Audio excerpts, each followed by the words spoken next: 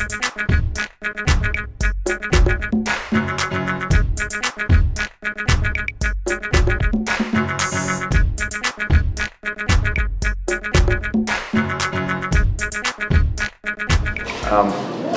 we think about the economy today, I actually think we're in a much better place than we oftentimes give ourselves credit for. Because I look at it not on a relative basis where we were a year ago, but where we could have been 2.5 years ago. And I think that's really historically the only way to think about this. I think that when you go back 10, 20 years from now and look at this period, you will actually look at the curve going up. You won't look at it going down. So I actually think we are out of the worst of it. But at some level, there are certain elements of it that I think we've kicked the can down the road.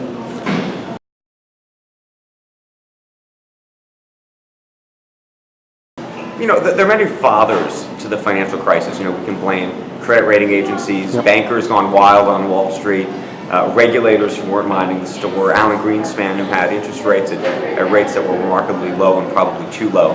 Ultimately, though, this was a crisis that was really about two things. That was about debt and leverage. There was fundamentally too much debt, too much credit in the system, and people became too overextended.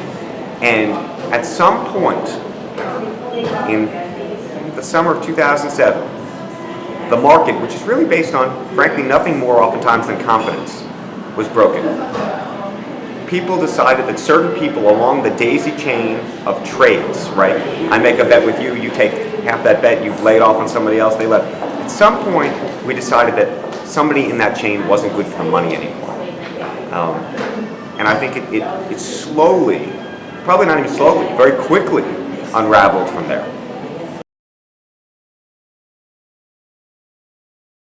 The big question today is whether we still are living with too big to fail. And when you think about legislation that we now have on the book, the financial regulatory reform, DoddFrank, does it really, will it prevent the next crisis? Would it have prevented the last crisis? And I think sadly the answer is yes and no. It nibbles around the edges. It would have made things less bad. Would it have prevented the crisis completely? I think that's impossible to say. Now, the real question then becomes, though, are we going to be able to avoid financial crises in the future at all? Or is the role of government and the role of all this legislation simply to mitigate? And ultimately, I think the DoddFrank bill does a pretty good job, hopefully, at mitigating a crisis. So it's not as full-fledged as we saw before. But do I expect that I might have to write a sequel? Sadly, yes. A couple of things have happened here. You know, we talk about too big to fail. I now talk about it as too big to fail squared. Since the financial crisis, we've merged all sorts of banks together. The 10 largest banks in this country now control 77% of all bank assets. What does that say? I think there's also a larger question, and it has to do with size, which is, are these firms now too big to manage? You know, I think one of the fundamental lessons we learned from the crisis is that the people in the corner office didn't understand what was happening on the floors, 2 floors below them.